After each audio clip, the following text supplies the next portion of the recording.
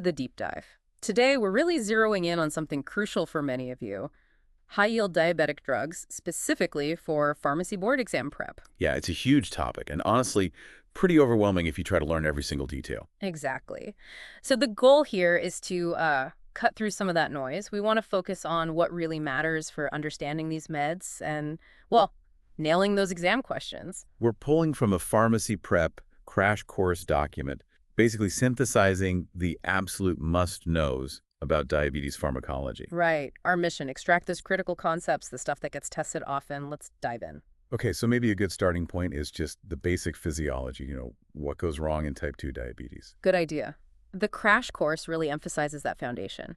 So insulin and glucagon, they're kind of the push and pull, right? Exactly. Insulin, from the beta cells in the pancreas, its job is to lower blood glucose.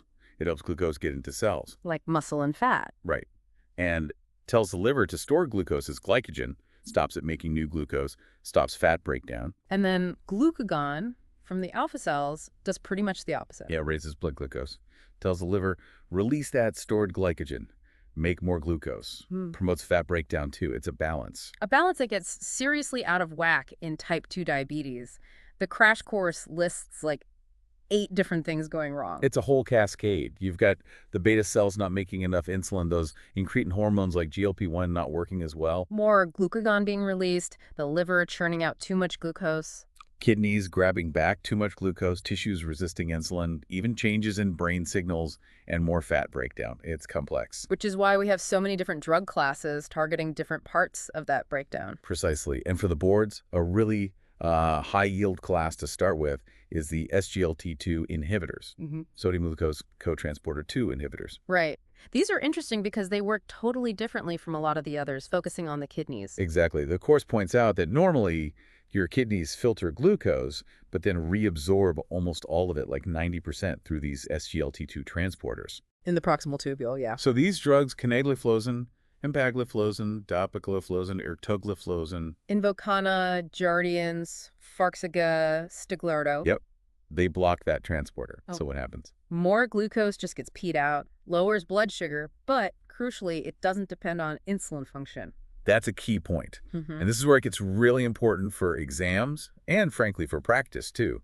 The other benefits. Oh, yeah, the cardiovascular and renal protection. Huge selling points. Absolutely huge. The crash course stresses this.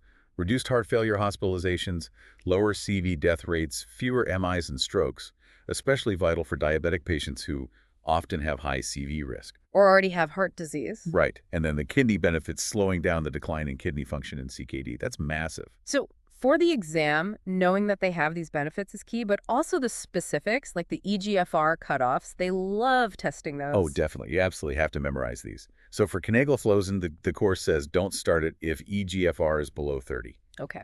And empagliflozin. Generally, don't start below 60. Might need a dose reduction if it dips below 60, and stop if it gets below 45. Similar story for dapagliflozin and atugliflozin, right? Don't start below 60, stop below 45. Pretty much. Though interestingly, for dapagliflozin, there's no specific renal dose adjustment just for the heart failure indication. Small detail, but could be a question. Good catch. And generally avoid all of them in severe liver problems. Right. And one more warning for SGLT2s at risk of DKA, diabetic ketoacidosis. It's something to be aware of. Important safety point. Okay, so moving from the kidneys, let's talk about another class with proven cardiovascular benefits, the GLP-1 receptor agonists. Yes, the glucagon-like peptide-1 agonists, things like liraglutide, Victoza, exenatide, Byetta, dulaglutide, Trulicity, semaglutide, Ozempic. And semaglutide also comes as an oral pill, Rybelsus, which is unique in this class. Right, so these drugs basically mimic our own natural GLP-1 hormone. Which gets released from the gut after eating. Exactly. And it does several helpful things. It boosts insulin secretion, but crucially, only when glucose levels are high, it's glucose dependent. So lower risk of hypoglycemia compared to some other agents. Generally, yes. It also suppresses glucagon release, slows down how fast the stomach empties. Which helps with feeling full, right? And often leads to weight loss. Big advantage. Yeah, increases satiety. The course mentions the insulin effect really kicks in when glucose is above, say, 90 milli-GDL. And they're pretty effective, lowering HbA1c by about 1 to 1.5% typically. Similar range to metformin or sulfonylureas in terms of A1C lowering. But again, the high-yield exam point is often those cardiovascular benefits seen specifically with liraglutide, semaglutide, and dulaglutide. And maybe some kidney protection too, though sometimes requiring dose adjustments. Yeah, potential renoprotective effects are being studied. And speaking of kidneys, there are EGFR considerations here too. Right. What does the course say? For liraglutide, the injectable semaglutide and dulaglutide generally avoid if EGFR drops below 15. Okay, 15. And that oral semaglutide has that specific instruction. Take it out of an empty stomach. Yeah. Yeah, classic test question detail. And like the SGLT2s, avoid liraglutide and semaglutide in severe hepatic impairment. What about side effects? I always think of GI issues with these. You're right on track. Nausea is the big one. The course notes around 40% incidence. Vomiting, diarrhea too. Injection site reactions are possible with the injectables? Yep. And pancreatitis, while rare, is a noted risk. But the weight loss is often seen as a major positive. Definitely. Oh, and the contraindication thyroid cancer. Critical one. Personal or family history of medullary thyroid carcinoma or MNN2 syndrome, absolute contraindication. Got to know that. Okay, and the course also mentions tirzepatide briefly. Mounjaro? Yeah, that's the dual GIP and GLP-1 agonist. So it hits the GLP-1 receptor, giving those benefits we just discussed. Suppressing glucagon, slowing emptying satiety. Right. But it also hits the GIP receptor, glucose-dependent insulinotropic polypeptide. That mainly seems to boost insulin secretion even more and maybe plays a role in lipid metabolism. It's a sort of amplified effect. Interesting. Okay, let's shift gears to the DPP-4 inhibitors. Sitagliptin, saxagliptin, linagliptin, alogliptin. Januvia, Onglyza, Tradjenta, Nesina. Their mechanism is a bit more indirect, isn't it? Yeah, they don't mimic GLP-1 themselves. Instead, they block the enzyme, DPC4, that breaks down our natural GLP-1. So you end up with more of your own GLP-1 sticking around for longer, leading to, increased insulin release when needed, less glucagon. But the effect is generally more modest, right? Lowering HbA1c by maybe 1% or less. Correct. They're not as potent as the GLP-1 agonists or SGLT2s usually, but they are generally very well tolerated. That's their main advantage, low side effect burden. Pretty much. Low hypoglycemia risk, weight neutral, minimal GI upset.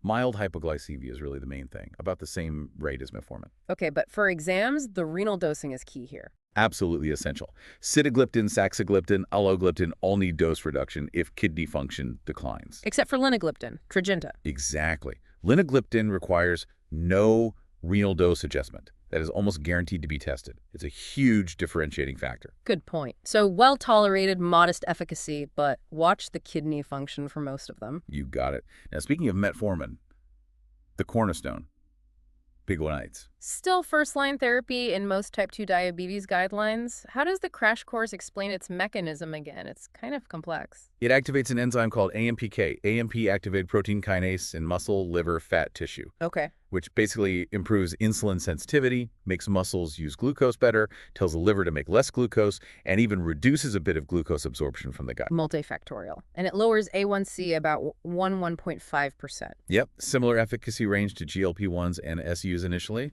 and importantly, low risk of hypo when used alone. Its cardiovascular benefit picture is maybe a bit less clear-cut than SGLT2s or some GLP-1s, but still foundational. True. But the absolute critical exam point for metformin is renal function. Right. It's cleared by the kidneys. Predominantly. So the hard cutoff is avoid if eGFR is less than 30 LN. Below that, the risk of lactic acidosis, while rare, increases significantly. Got it. eGFR less than 30, no metformin. Very high yield. Okay, how about the sulfonylureas? The older class. Like gliclazide, glympyride, glybride. The second-gen ones are more common now. First-gen, like tolbutamide, less so. And their main job is just cranking out more insulin, right? Pretty much. They block ATP-sensitive potassium channels on the pancreatic beta cells, which directly stimulates insulin release regardless of the glucose level. Regardless. That sounds like a setup for Hypoglycemia. Exactly. That's the major side effect and risk with SUs. The course flags glybride as having the highest risk among the common ones. And other things can worsen that risk, salicylates, sulfonamides. Yeah, certain drug interactions can potentiate it.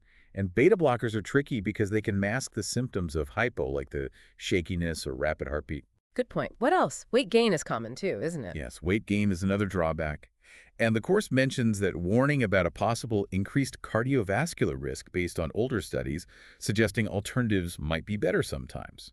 Plus, caution in kidney disease. So Effective A1C lowering, maybe 1.5%, but significant hypo-risk, weight gain, potential CV concerns. That sums it up well, and they're all metabolized by the liver. Okay. What about the meglitinides, like repaglinide? The course groups them near SUs. They are similar in that they stimulate insulin release by acting on the beta cell potassium channels, but it's a different binding site, and crucially, a much shorter duration of action. Shorter action, so that means. You take them right before meals. They're designed to target post-meal glucose spikes. And if you skip a meal, you skip the dose. Ah, that dosing instruction is key for counseling and exams. Take before meals, skip if no meal. Exactly. That's the main takeaway for repaglinide. All right, one more class mentioned in the crash course. Alpha-glucosidase inhibitors, picarbose. Right. This one works entirely in the gut. It inhibits enzymes, alpha-glucosidases, on the brush border of the small intestine. What do those enzymes normally do? They break down complex carbohydrates, like starches, into simple sugars, like glucose, so they can be absorbed. A carbose slows that process down. So less of a glucose rush after meals, Yeah. primarily targets postprandial hyperglycemia. Exactly. But its overall effect on HbA1c is pretty modest, usually less than 1%. And the side effects are memorable. Definitely memorable, and mostly gastrointestinal. Flatulence, diarrhea, abdominal pain. Because you've got undigested carbs moving further down the gut. Okay, so modest effect, mainly postprandial, lots of GI issues, probably why they aren't used as much. Generally, yes. Yeah. But still good to know the mechanism and side effects for the boards. Okay, wow. We've covered a lot of ground there. So just to wrap it up, this deep dive really hit the high points of these major diabetic drug classes. Yeah, focusing on the mechanisms, those key clinical uses, especially the cardiorenal stuff for SGLT2s and GLP-1s, and those absolutely critical prescribing details like the EGFR cutoffs. And the common side effects, of course. Understanding this stuff isn't just about passing the exam, though it's vital for that. It's the foundation for actually using these medications safely and effectively with patients. Absolutely. And maybe a final thought for you to chew on.